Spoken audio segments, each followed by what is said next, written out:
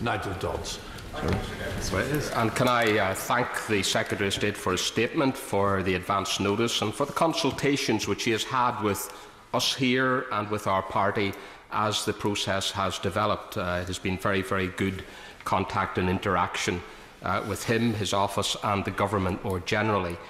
Mr Deputy Speaker, it's worth reminding the House how we've got to this point.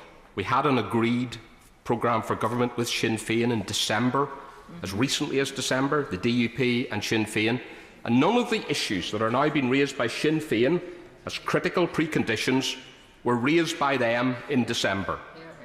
They pulled the government down, they walked out, and they are now setting new preconditions for the formation of the government.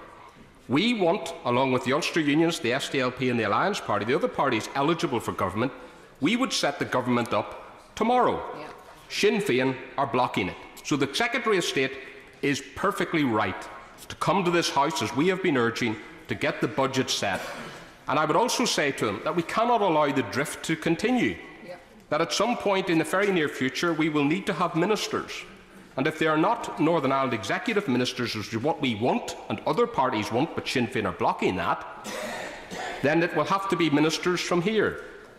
And they will have to take decisions, because we cannot allow the economy to drift and we cannot allow Northern Ireland to drift. And we will work with him here in this place to ensure that the good governance of Northern Ireland continues, along with a role for Northern Ireland politicians in a consultative role back home at Stormont.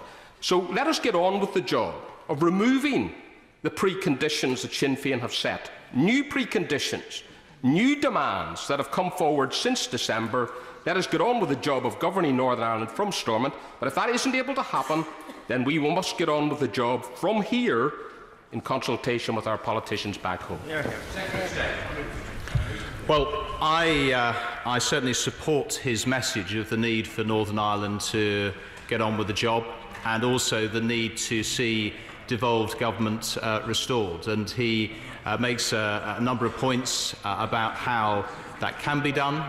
As he knows, with obviously his own party very closely engaged in those negotiations with Sinn Féin, the work that has gone on, the efforts that have been put in place to see that devolution is restored. And I would say again that that has to be the focus, that has to be the optimum outcome of seeing that locally functioning, locally elected Assembly and Executive serving the people of Northern Ireland. And I would encourage him and his party to continue, I know, the efforts that they have done over an extended period to find that way forward, to see what is that space for agreement, to provide that sense of stability for Northern Ireland, which we all want to see in actually dealing with public services, dealing with the economy, seeing the jobs growing. That's the picture that the public in Northern Ireland want, is that service for them and seeing that positive movement. So I would certainly underline to him and to others that we all must have that resolute focus in our minds in the weeks ahead in seeing that that can be achieved and ensuring the decision-making can progress in Northern Ireland. You didn't frankly have the balls to put country before party.